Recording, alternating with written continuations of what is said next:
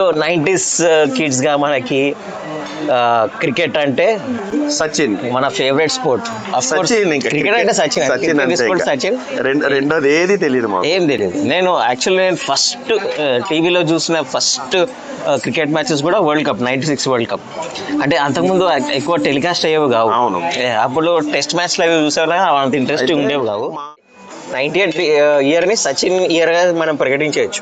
ఎందుకంటే అప్పట్లోనే షార్జాలో 2 సెంచరీలు కొట్టాడు ఆస్ట్రేలియా మీద. అవును. తర్వాత ఇక్కడ చెన్నై టెస్ట్లో ఒక సెంచరీ కొట్టాడు. So 98 was the ultimate year for Sachin Tendulkar.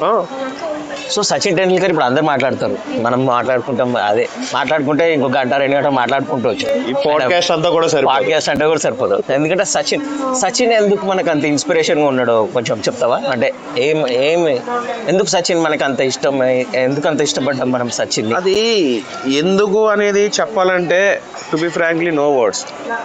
First of all ఏంటంటే అప్పటి వరకు కపిల్ దేవ్ వీళ్ళు అందరిని చూసి అంకుళ్ళు అలాగ అనుకునేవాళ్ళు. అంటే అందరూ పెద్దోళ్ళు ఆడే ఆట ఏమో అలాగా మన మైండ్లోని ఒక క్రికెట్ అంటే ఒక ఇది ఉండేది. అవును అవును. ఎప్పుడైతే Sachin at very young age తను డెబ్యూ చేశాడో, అండ్ ఆల్సో నాకు తెలిసి సచిన్ యంగ్, మనం కూడా రిలేట్ అయ్యే వాళ్ళం సచిన్. సో అలాగా మనం ఎక్కువ అడాప్ట్ చేసుకున్నాం.